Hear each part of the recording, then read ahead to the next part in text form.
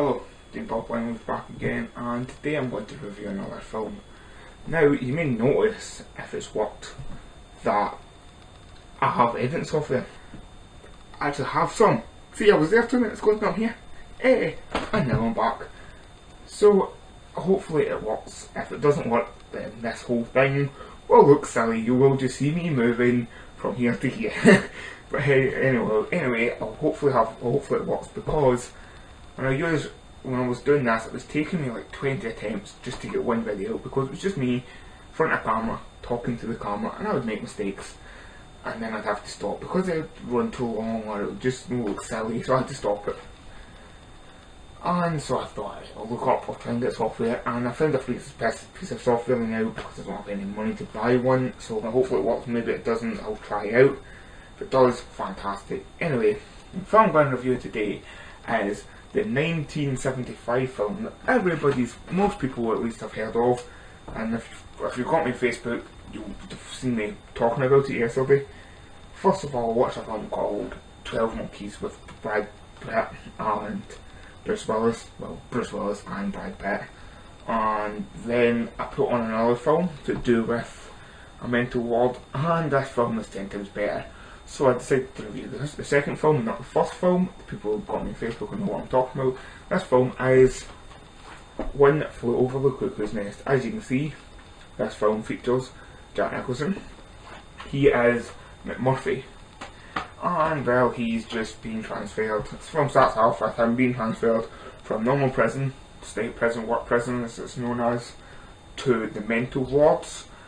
And he's really not mental, or so you think anyway. It shows he's not mental, but he's maybe faking it. Maybe he's not. It doesn't officially tell you if it isn't mental, if it is mental or not. Also features Louise Fletcher, who is sort of the villain type of this film. There's not a real villain mentioned in the film. Most films have, as you see, if you do film studies, they tell you most films have a hero, and this one is actually an anti-hero in Jack Nicholson. There is a princess, or that can also mean a goal. So it could be his goal sort of is to escape and get out of this place. And there's always a villain, and so technically the villain in this film would be Louise Fletcher. But just tell me if you have seen it. Tell me down below if you think this is true.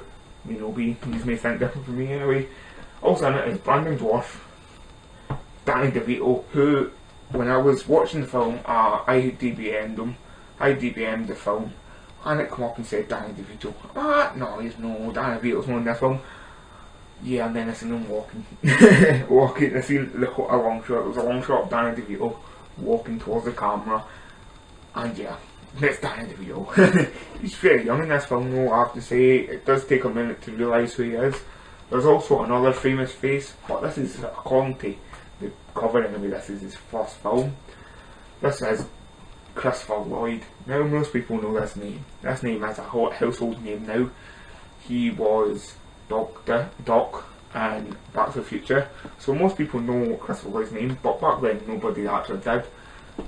And he's brilliant in this film as well. They're all fantastic.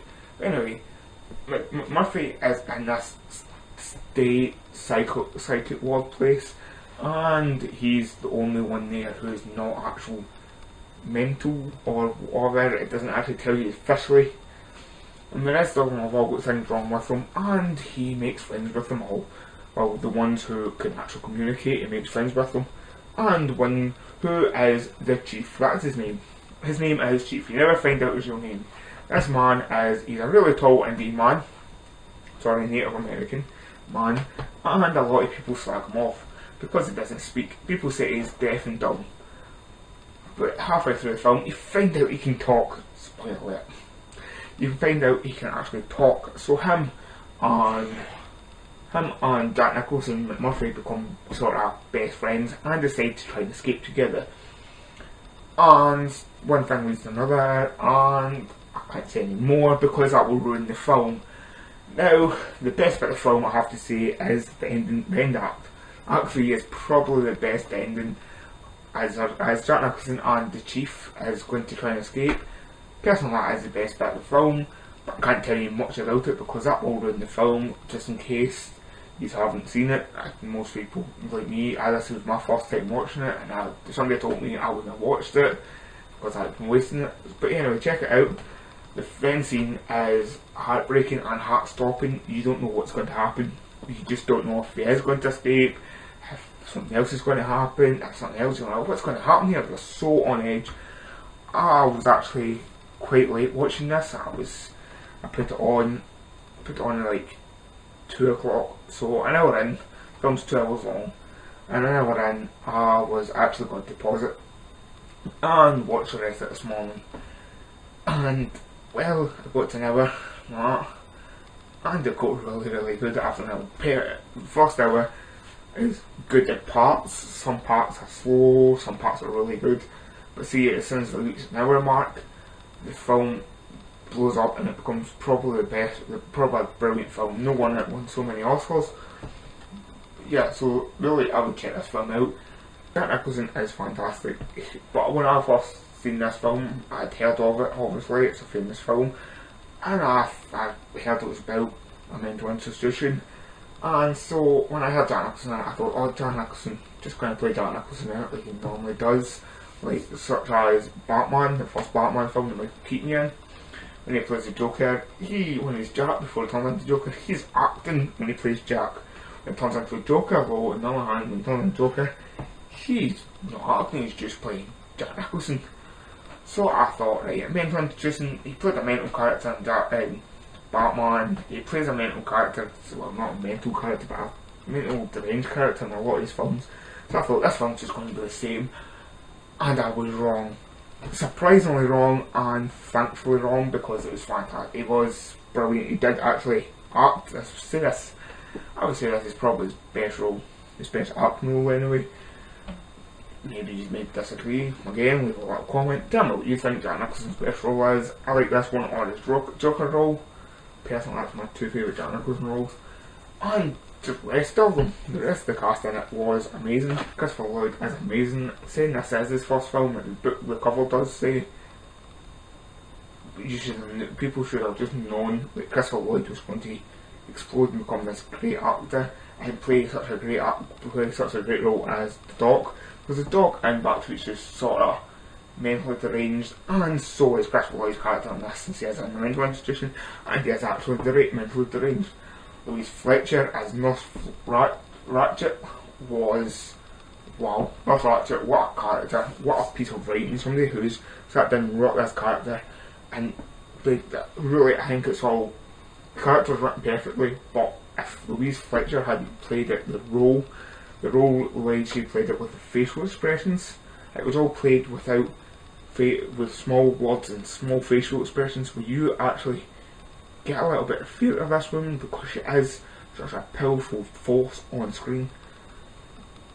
Yeah, I would give this film, at times, is slow, so I would say, at the most though, because how great Jack Nicholson is, how great the rest of the cast is, how great the last scene is, the last act, the film does deserve a 4 out of 5 in my book.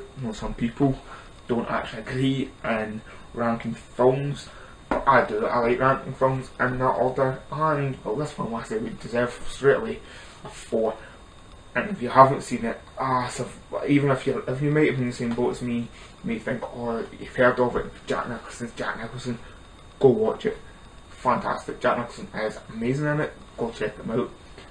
And also, if you go click right here, it will send you to a link to the Harry Movie Club scary movie big video that actually was posted either, depending on when I put this video up, I might put this video up tonight on Tuesday night, or I might put it up Wednesday morning. But anyway, click here and it will send you to the big video which I actually appeared in today. I'll say I put it on Tuesday night, I appeared in it today, and again he's picked a new film for us to review, Johnny English. Now I have a problem. I don't own the vid. I don't own it on DVD. This is actually the third time I've not owned the Harry Movie Club on DVD. Every Harry Movie Club we've done beforehand, I actually owned bar the three I've tried to attempt to appear in. So I did, I borrowed off of somebody, I went and bought Scary Movie, but right now I have no money, I'm completely skint, so I can't actually go out and buy Johnny English. So I might try and find it on the net, watch it on the net, and then put a little review up. I might know, depends. But anyway, if I don't manage, I will have a review up of something on Thursday. So cheers for tuning in. Leave a little comment, tell me if you've seen this film, what you think of this film, this one flew over Cuckoo's Nest anyway. And leave me a little like, and maybe even a wee subscribe. Cheers for tuning in, and I'll see you later.